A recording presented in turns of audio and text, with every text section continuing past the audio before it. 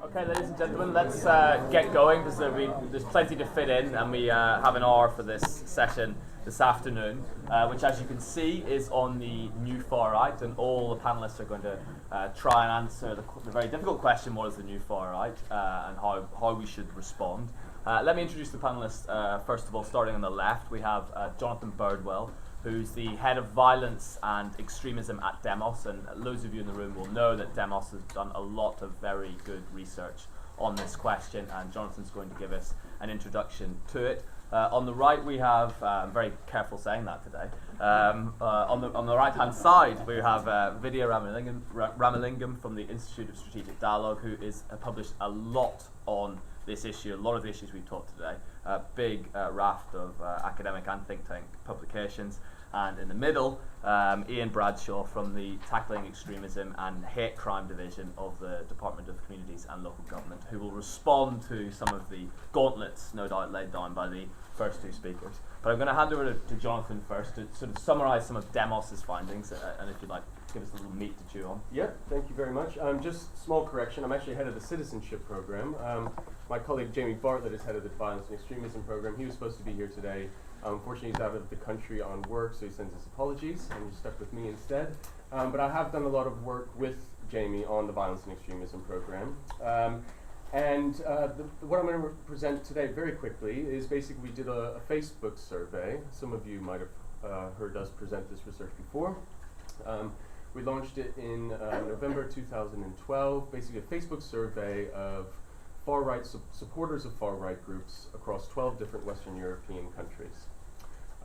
So why Facebook? Obviously, we think that social media is an incredibly important aspect of this phenomenon, and yet it's not well understood, not yet.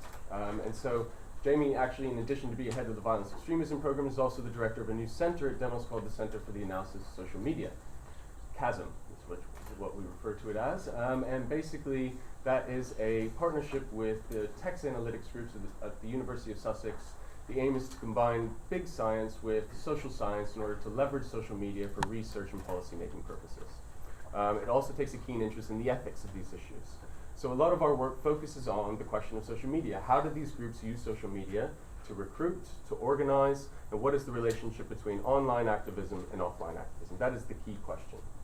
So, as I said, the survey that we did, basically the results that I'll quickly run through is based on 10,665 full completed survey responses of far-right supporters across 12 different Western European countries.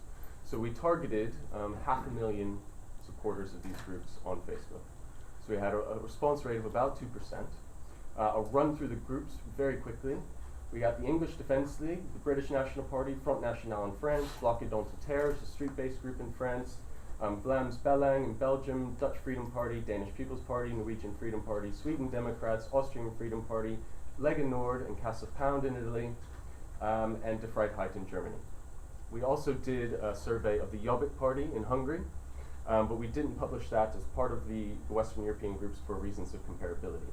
So we published all of the, we looked at the results for all the 10,000 survey responses in a report called New Face of Digital Populism, and then we've also released country-specific reports.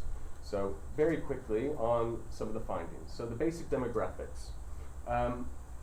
As I said, we targeted 500,000. If you look now, more recently, there are around 1 million Facebook supporters of far-right groups in Western Europe on Facebook. These range from hundreds of formal and informal groups, some with members of only 10 people, up to 100,000. Okay? So a lot of diversity and variety there. The online supporters are primarily young men. 63% are under the age of 30 and 75% are male. However, that said, although fewer in number, the females actually tend to appear slightly more radical in their views, which is an interesting phenomenon that we plan to explore in the future. Now, some of the key concerns. Supporters were motivated by a positive identification with these parties, and in particular the desire to protect national and European culture and identity. It's not, in their words, a protest vote against the other establishment parties. This is because they strongly and positively identify with these groups' values. and many of them fear that immigration and multiculturalism is destroying national and sometimes European values and culture. The second point is they display very low levels of trust in national and European political institutions, and yet they don't have significantly lower levels of general trust. So a kind of traditional social capital measure, do you tend to trust other people? Actually, there's no difference between far-right supporters and national average level population surveys. But when it comes to institutions, very low levels of trust. So for example, only 20% trust the national government. This is the average across all those groups, compared to 20% trust national government compared to 43% of the compatriot average across Europe. 14% trust the EU compared to 44%. 30% trust the justice system compared to 60%. And the only institutions actually where they have similar levels of trust, and in some instances higher levels, are the army and the police. The third point is they have average levels of personal optimism. So this typical question that's often asked in surveys: how do you think your life will? Do you think you'll be better off or worse off in 12 months' time? Basically, they have the same levels of pessimism or optimism as the general population, but they're much more likely to say that the country's on the wrong track. So they're very pessimistic about their own country, where the country's going in the future. But actually, if you think about it, in terms of their own personal circumstances, they're not really overly pessimistic, which I think is interesting. And then fourth, do they support violence? So we asked the question, do you think violence is acceptable if it leads to the right outcome? On average, a quarter of supporters of far-right groups said that, yes, violence is acceptable if it leads to the right outcome. Now, we don't have any comparison question in order to compare to general population responses to that view. But I think it is interesting that among the street-based groups, they're much more likely to say that violence is acceptable.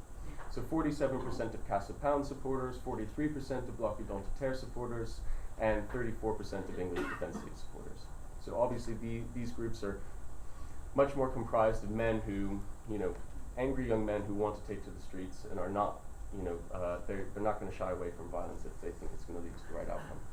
And then in terms of behaviors, as I said, our interesting question is, what's the relationship between online and offline engagement? Our supporters, if you say you like the English Defence League on Facebook, are you likely to then turn up at a demonstration? What's the relationship between that? We think is a key question at the moment. And what we found were that supporters are often party members and voters of these parties, and they are more likely to demonstrate or participate in a march than a national average. So 2/3 of Facebook supporters voted for the party they like at the last national election, and 1/3 were formal party members. 1/4 had been involved in protests or demonstrations, which was significantly higher than the European average. So in other words, they are using social media to become active offline. It's not just a kind of armchair activists, but they're just engaging on things on social media. But obviously there's an interesting question about those who just tend to engage online and those who actually get more active offline. Now, I'm not sure how I'm doing on time. I have a couple... 2 more minutes. Okay, great. So just a couple reflections on that. The first is that for some of these groups, like the English Defence League, almost all of their activity takes place online. They don't have any kind of formal joining procedures or membership list. So really, it's kind of doesn't make sense too much to talk about English Defence League members. It's more kind of accurate to describe activists who are very active, both online and offline, and then a kind of broader range of sympathizers who might express their sympathy online and then also get engaged offline. The second point is that obviously they're using the internet to organize protests, which can cause a lot of tensions in communities, even if there's quite low levels of people turning out. But we think that the potential for using social media intelligence, which my colleagues have termed SOCMINT, can potentially help in public order in terms of providing accurate estimates of how many people are going to show up. Obviously the English Defence League wants to inflate the numbers of how many people they think are going to turn up. And in a lot of instances, police don't have any clue whether or not they're bluffing or not. But we think a kind of much more rigorous attempt to research their conversations on social media can provide a bit of an idea, more accurate assessment of how many people might show up for these things, which is incredibly important for policing. And also just a third reflection is that the considerable growth of online subterfuge. We've been seeing this a lot recently, sites being hacked, misinformation being produced, such as fake tweets. If Jamie was here, he could talk about an instance where someone had put out a tweet or ostensibly put out a tweet from the official EDL account, which said some praise about the school shootings that happened in the US. Obviously, a lot of people who were against the EDL immediately pounced on this and retweeted it as evidence of just how violent these people are and sick the EDL people are. Jamie came out and said he thought it was a fake tweet, and then he was accused of being an EDL sympathizer. And these kinds of things are constantly happening on the internet, and they're more likely they're going to happen more in the future. And really trying to figure out who's actually, really speaking for whom, I think is going to be an incredibly interesting, difficult issue. And then finally, I just want just to highlight again the declining levels of trust in institutions. I think that's really the most important thing that we see. And we saw this as well with far left activists. So Jamie just completed a polling of supporters of Beppe Grillo's movement in Italy. And what we found incredibly low, so obviously on the left side of the spectrum, incredibly low levels of trust in all social institutions except for the internet. That was the only thing that they had trust in. Well, obviously that doesn't really make sense because we don't know who on the internet they trust and who they don't trust on the internet. And so, I don't know to what extent this declining level of trust in institutions is reflective of the current social, political, and economic context that we're living in at the moment, or if it's a broader kind of shift as a result of the internet more generally. And we think that is a really important question that we plan to explore. Thank you, Jonathan. I'm going to head straight over to Vidyha to follow up on that and answer the question, what is the new far right? I'm actually going to focus less on maybe defining the new far right, because I think the morning session really set out some of the challenges with doing that and distinguishing between the new and the old. I'm just going to mention, where I'm getting the information that I'll discuss from is a project that I'm running with the Swedish Ministry of Justice. We have European Commission funding for 2 years to look at what works in methods of prevention, intervention, and response to right-wing extremism. And we are looking specifically at the violent. But this has thrown up a whole set of questions around what the relationship between the violent and the non-violent is, and what the relationship between the old and the new far right is. There's been some confusion definitely in the public debate and the media debate, but also in terms of policy over the relationship between these elements. And it's intensified by the variation across Europe as to how right-wing extremism is defined, how the far right is defined, how violence is cataloged. In our project in particular, that's really inhibited any exchange of practice that could be happening at the national and at the local level. We really need to be clear about how we define the problem when it comes especially to the new far right. What elements exactly are we and should we be concerned about, and what do governments actually have the remit to counter? Should we draw the line at the use of violence or the desire to use violence, or at the spreading of intolerance and anti-Islam sentiment at large? Are we concerned about the impact of anti-Islam or anti-immigrant sentiment on communities? Or should we just focus about potential for violence, and in terms of response, how can we actually separate the two?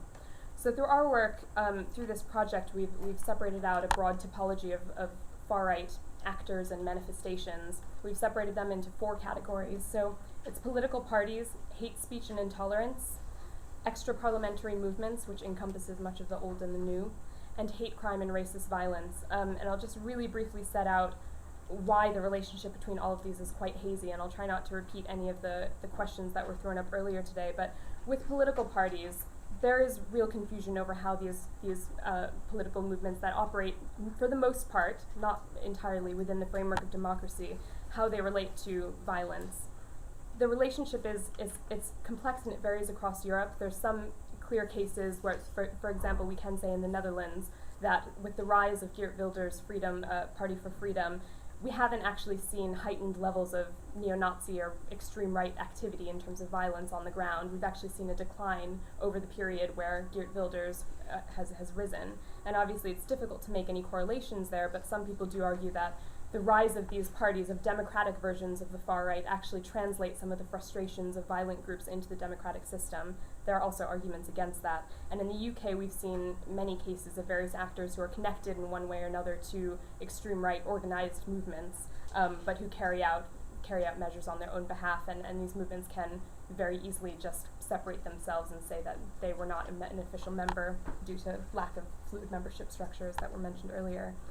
Hate speech and intolerance, the role of hate speech in propagating violence is another similarly hazy area for us. We know very little about what actually triggers someone who's in an environment where hate speech is propagated to actually carry out an act of violence. So we know that Breivik clearly justified some of his actions based on a whole amalgam of statements pulled from anti-Islam bloggers, prominent activists, as well as political leaders and politicians.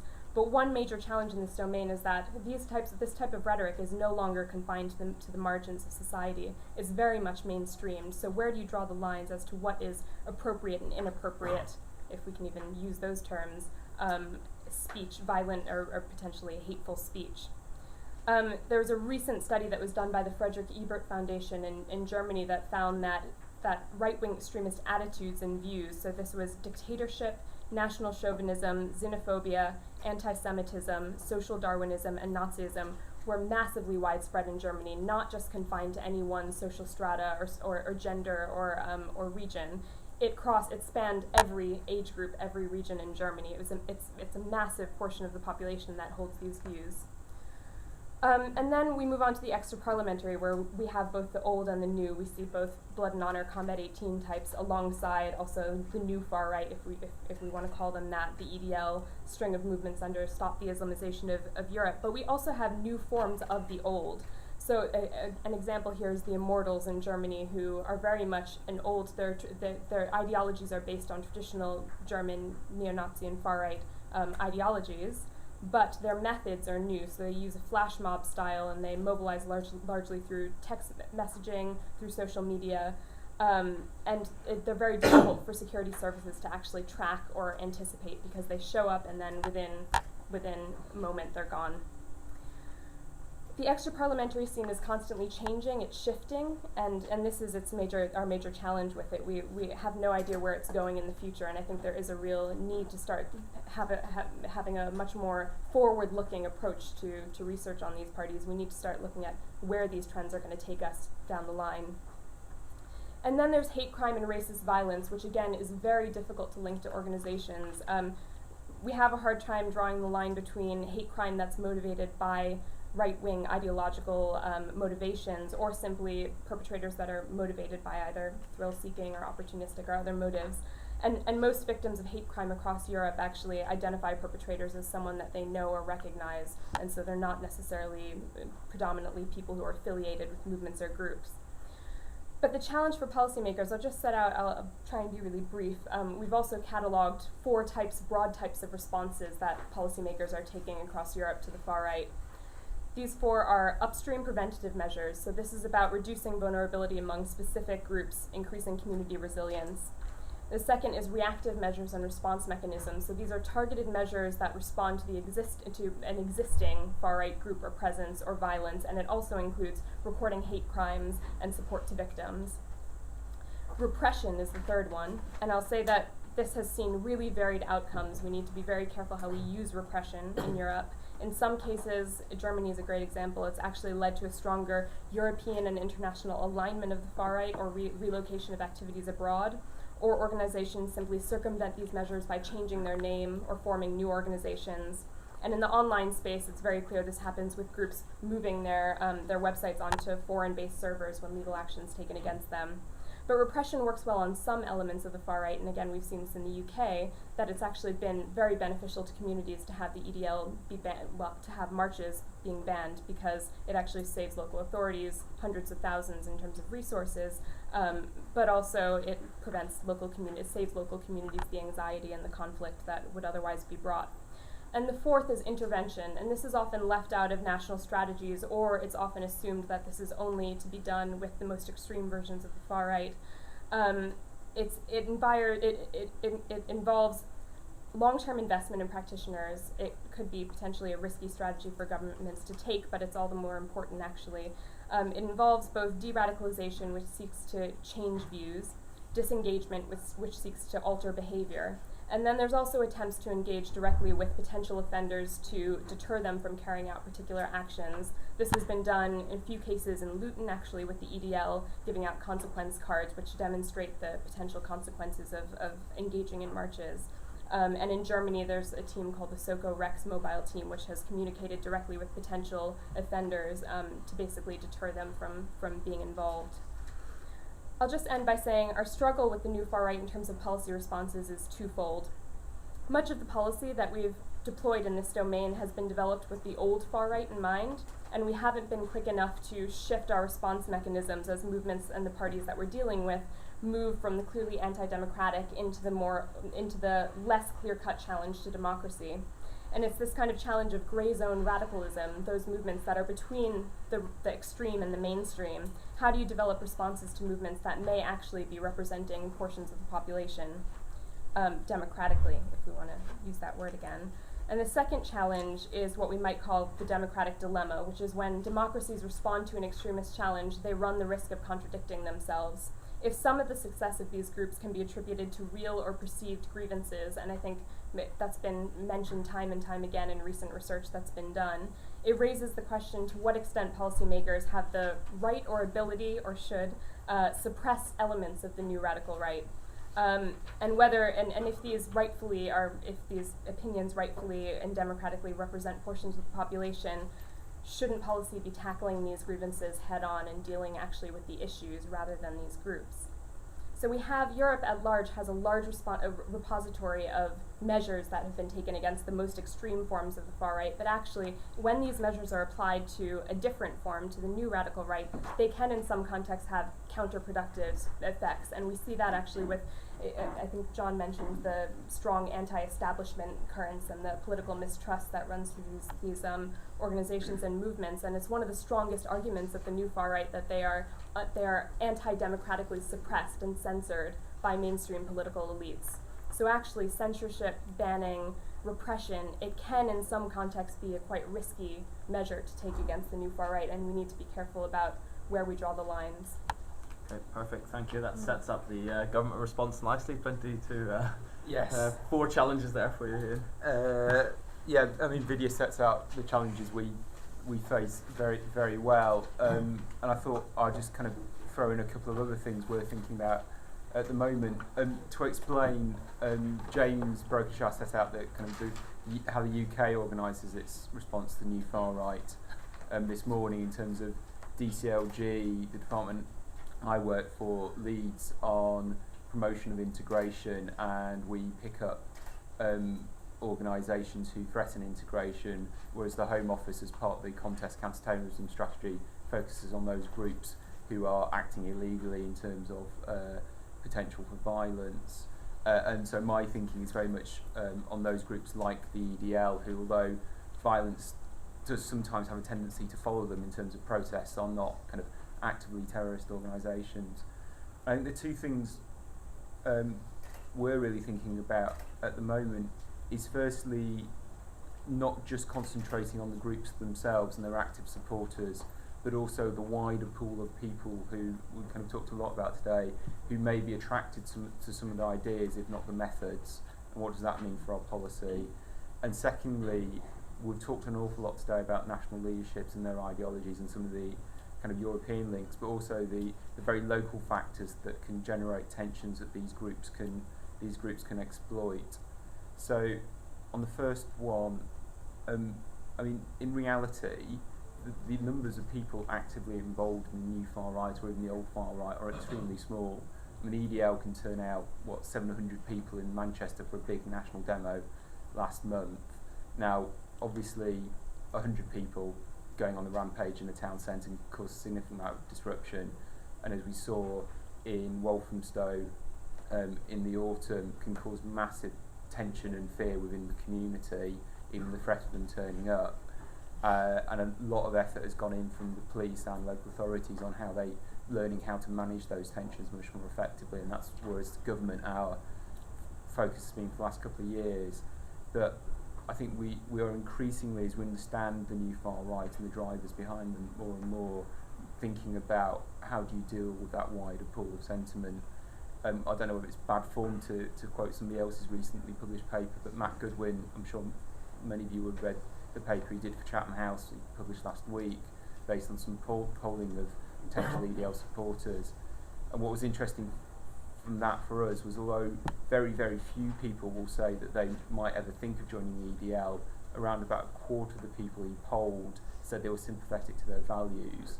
So there was a big, and even more, around a half of people were willing to disagree with statements like being Muslim is compatible with the British way of life.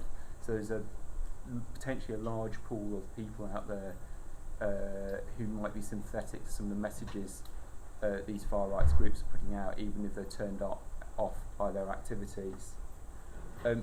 So what does that mean for government? I think it means we just can't seek to marginalise or stigmatise groups like the EDL.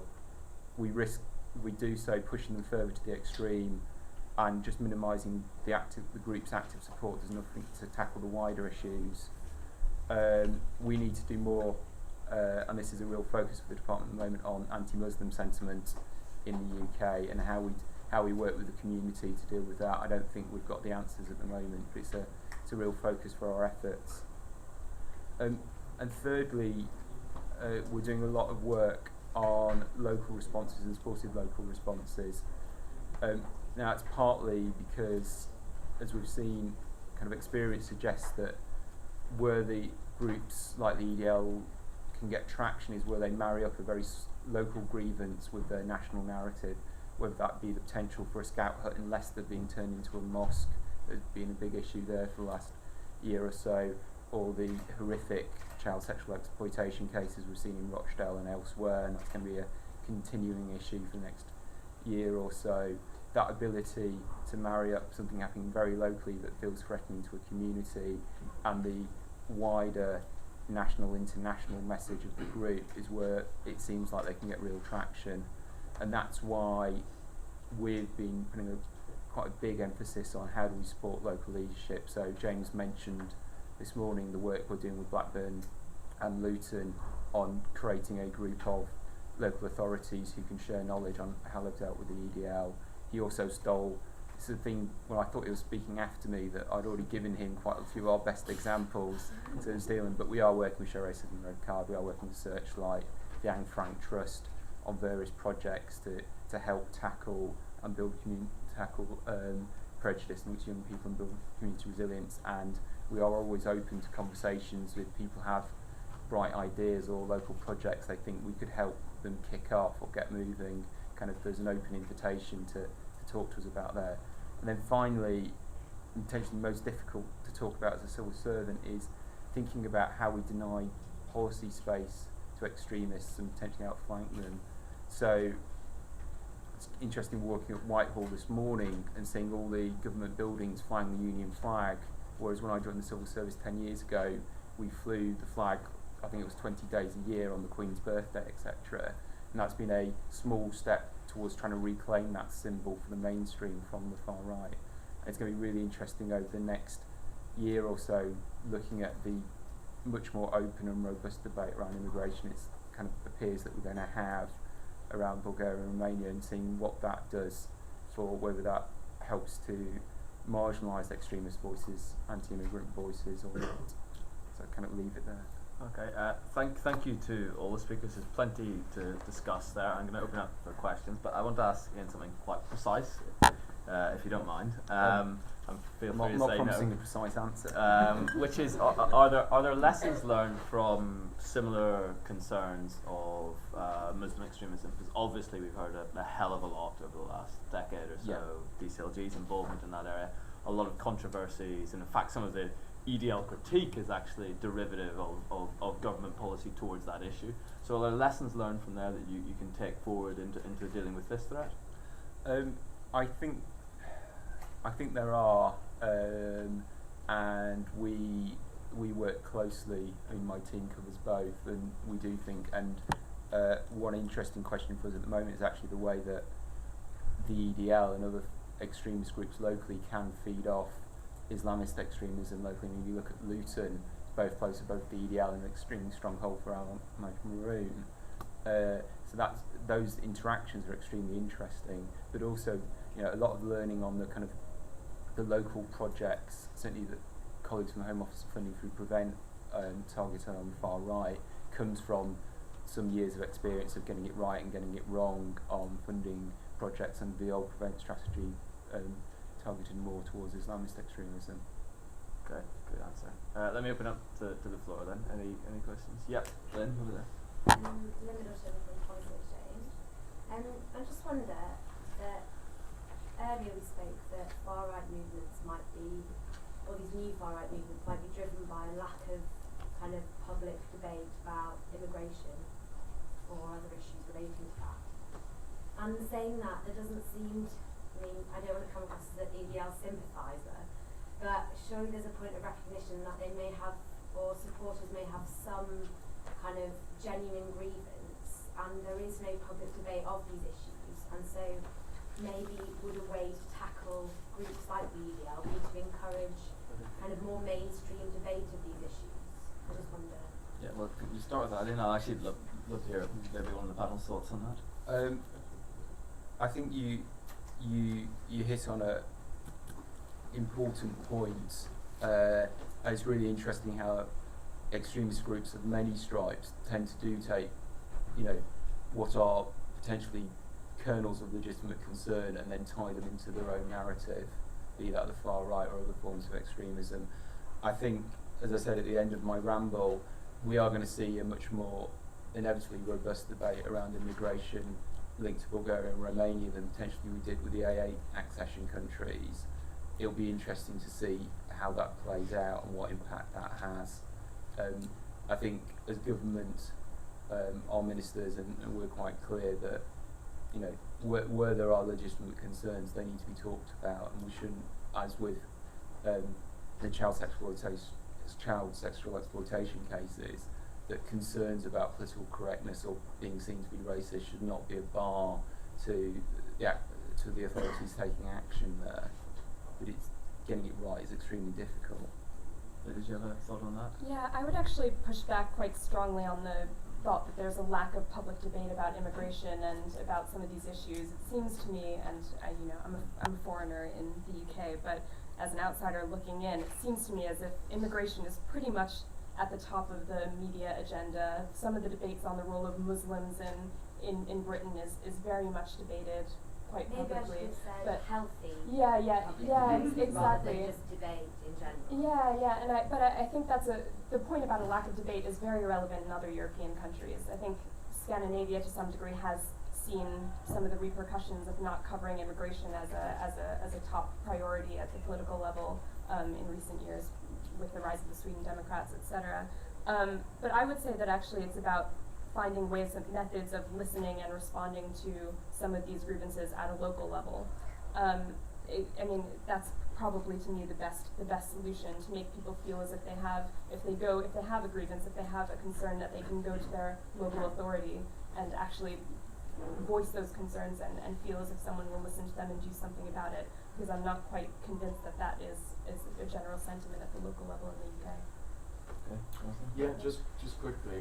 I think it would. Yeah, I think having a healthy debate about immigration, would help to address some of these issues. I think the government has tried to do that, but at the same time they want to, but they don't, because they've made this pledge that they want to bring down net migration to the tens of thousands from the hundreds of thousands, and of course they simply can't do that because the majority of immigration is actually within the EU, which they're very, they can't really control, and so maybe they want to, on the one hand, be upfront about that fact. But that's probably just going to be fuel for the fire of UKIP and these other groups to say, well, you've now passed over all these powers to the EU, and obviously so it's intermixed with the whole EU referendum debate. Also, just to say, I don't think it's just about immigration, but also integration. The integration of the communities that are already here, I think, is a huge part of it. It's not just about new immigrants; it's about communities that are segregating yet living side by side and not really interacting. And I think this government has focused on their integration strategy, but the extent to which they've invested in it to the appropriate extent, I think, is debatable. Okay, Maria, yeah. Maria Margaret from the Nation. I just wanted to throw into that appreciate the genuine concerns people have culturally about immigration, but for most of these groups, immigration is also code. Concerns about immigration are code for concerns about jobs, social welfare, other issues, which are exploited by these groups to follow their own agendas. And while it's all very well to have a debate about migration, which I agree, I think we do need to have, I think it's also very important to address those other underlying issues and not to wall off immigration from other political issues. I completely agree with that, and I think actually the question about integration and how Europe has approached integration at large, I mean, for necessary reasons, has been focused on integration of migrants, new migrants, but also older migrants and minorities into a European and national culture. And I think we need to start thinking about integration as much larger than that, and about creating societies that are healthy and open and that also empower any citizens. And there's been a lot of research done recently on white working class communities in the UK and on the sense of disenfranchisement and disempowerment and lack of voice coming from those communities. And that to me is a real reason to start looking at empowerment a bit more broadly. And I think DCLG is actually has a good approach to that. Yeah, thank you.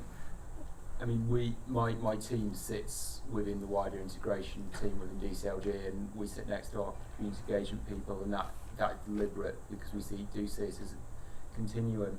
I think you're right that immigration can be a catch-all for a whole bundle of concerns, and it can be very difficult to unpick what they are. And I think you can only start to unpick what they are by having conversations with really in-depth conversations with people. And that's very difficult to do from my desk in Whitehall, which is why we talk about not an integration strategy, but our approach to creating conditions to do integration.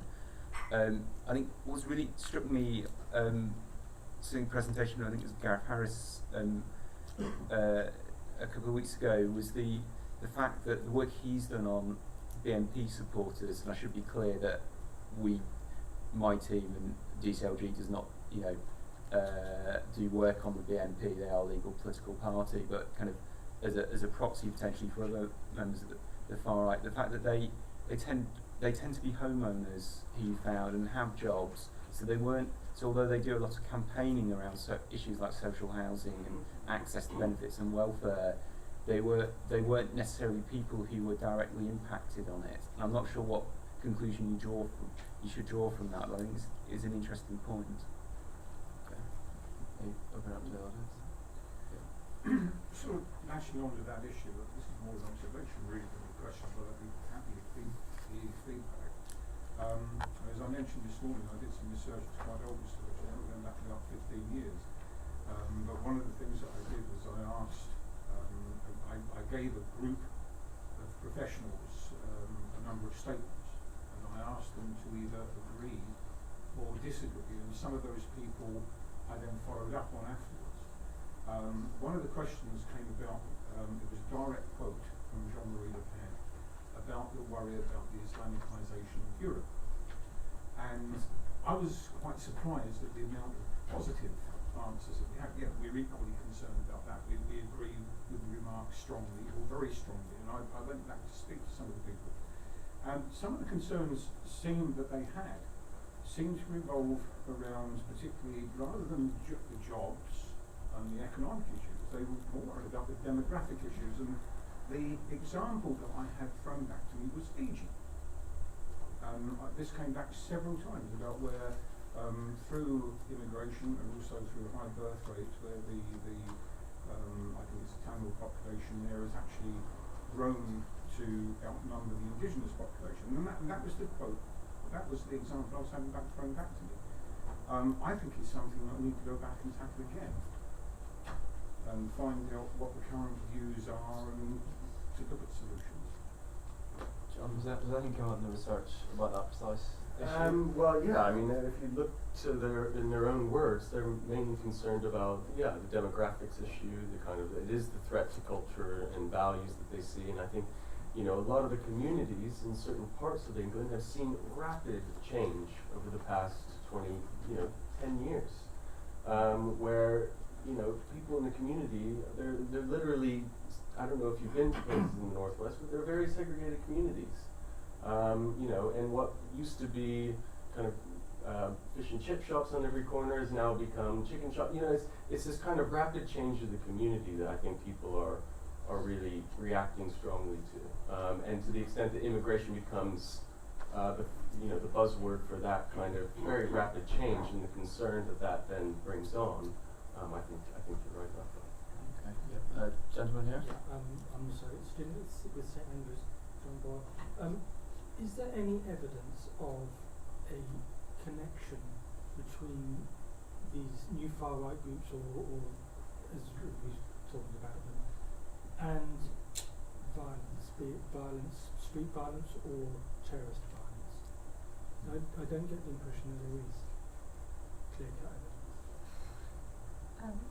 I would say there's reason to be concerned about it, and that there are some very clear connections between the two, but in some contexts and in others not. What we know about the relationship is very hazy. It's a difficult area to actually do research into, and so it's much easier for us to separate them out. But I mean, as I mentioned, there are examples of political parties where individuals who have been members of unofficial or official of these parties either, desire to or end up acquiring or stockpiling weapons or other tools that they need in order to carry out attacks. That's happened in the UK with BNP members, with people loosely affiliated to the EDL, and same can be said for other countries. So I think there is reason to be concerned, but our knowledge on the links is very weak.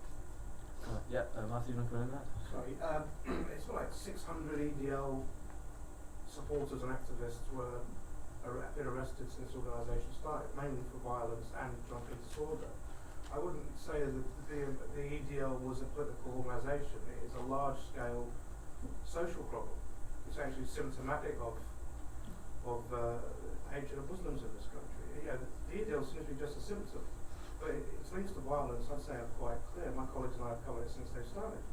And in over 100 demonstrations, they've only ever had one demonstration without arrest.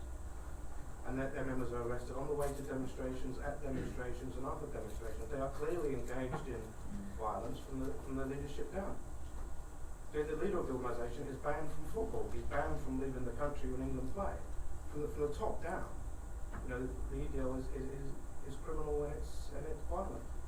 Can I actually pick up one of Vidyha's sort of questions to policymakers and perhaps unfairly pose it back at you and back to the other panellists, which is, do you draw the line, therefore, given what we've heard just now and given the previous question, do you draw the line at intolerance or do you draw the line at violence? Is there a kind of a guide for policymakers for that? To your question, is there a guide for policymakers? No. Should there be? I don't even know if it's possible entirely. But I think there are reasons to be concerned about how certain expressions of intolerance can directly serve as enablers for violence. The EDL is Matt knows this well. They don't have a political. They don't have a political agenda. It's a social. I think.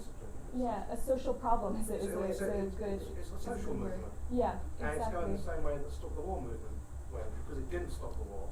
The EDL hasn't stopped what it sees as the Islamification of Britain, so it will go eventually the same way. Yeah. But I do think that there are reasons to be concerned about how broader intolerance might enable violence, and Breivik is a very clear example of that. I mean, the statements he used were made by people who were never directly propagating violence. Maybe some of them were, but for the most part, not. And he used them and took those statements and then twisted them and to fit his violent agenda. But is there a guide for policymakers? No. And did the government have a precise approach to this? I'm sure the right answer here is yes. I mean, I think there isn't a line. There are a number of lines. There was clearly a legal line about what is legal to say in this country and what isn't, and that's relatively well defined. There is a slightly fuzzier line, and really is the kind of grey zone, which is where my team tends to operate in, which is those things that are not illegal, but either might help to create a condition where violence might happen, or are just create tension and fear within communities, which is not obviously a good thing. That they're not activities or speech in themselves that should be illegal. But that doesn't mean that government shouldn't be trying in non-coercive ways to persuade people not to do them or to give them other options. And then there's clearly, space on the other side of that line where it's kind of robust debate that is entirely necessary within a democracy. And it's very, drawing the line between those two is extremely difficult, which is why I think ministers and Parliament has always taken the view that the line on kind of where legal sanctions should come into force should be very high. Well, let me follow up and give you an even more hard time, which is to pick up something Jonathan said, which is a big problem there. That it's actually your takeaway point was trust in institutions.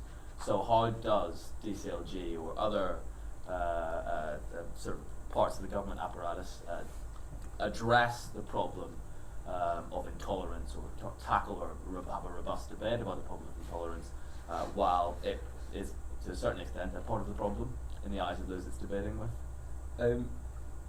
It's a very good question. I think partly it's about making sure it's not just the debate with government, it's about making sure it's a conversation that a number of people are involved in, and encouraging people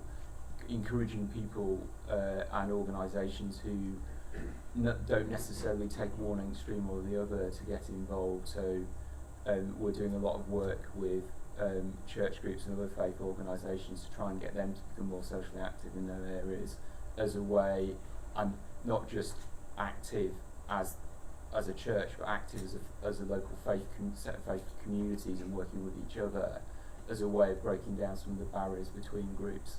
I think it's really interesting.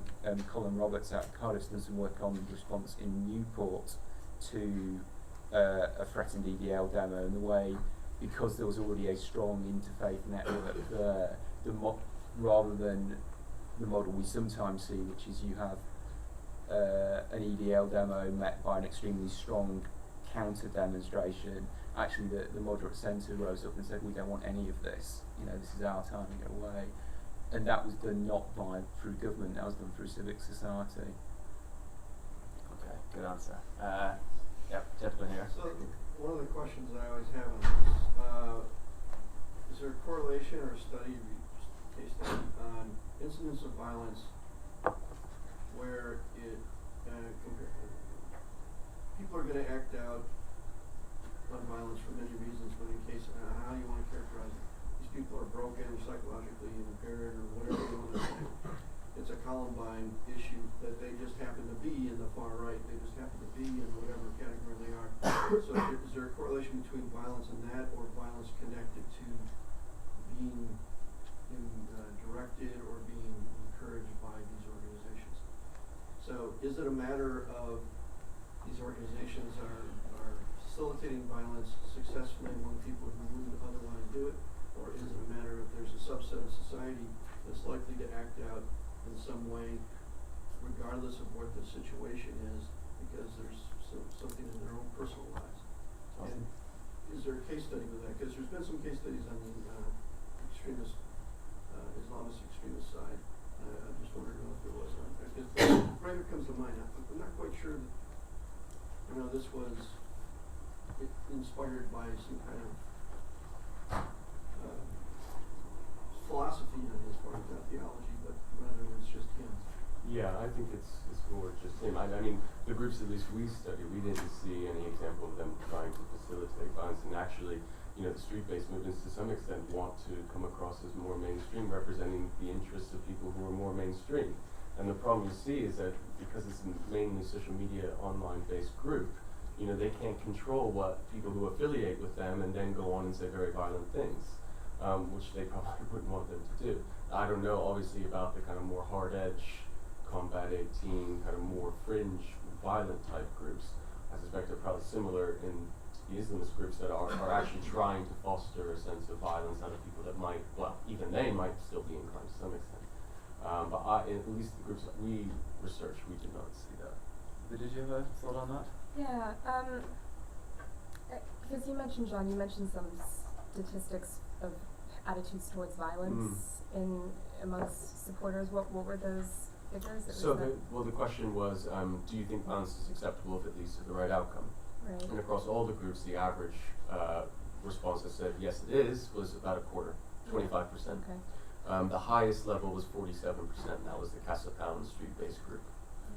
So the extent to which maybe some of the street-based groups, I haven't done a full study of to them trying to actually, I mean, I know some of their culture in terms of the music groups and kind of mosh pits kind of talks about violence as akin to kind of manliness, and tries to encourage it in that way. But I guess that would be the extent, not any kind of like terrorist violence.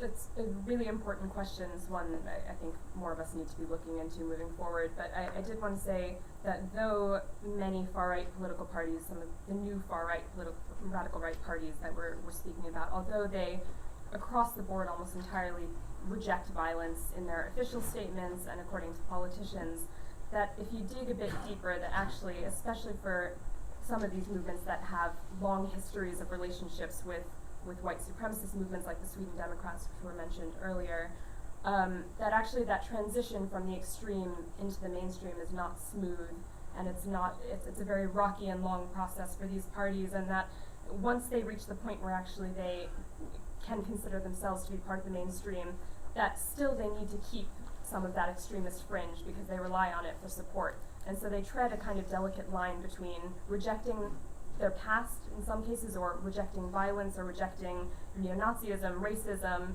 and also needing to actually keep it under the covers with them in order to be successful.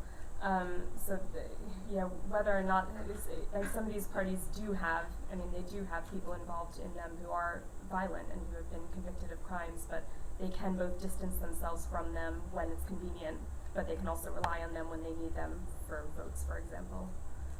Thank you. We have time for one more question before we break. Well, if there's not, then that cuts us off at a good point. I won't sum up because we're going to swap panels immediately, and Peter's going to. There's no.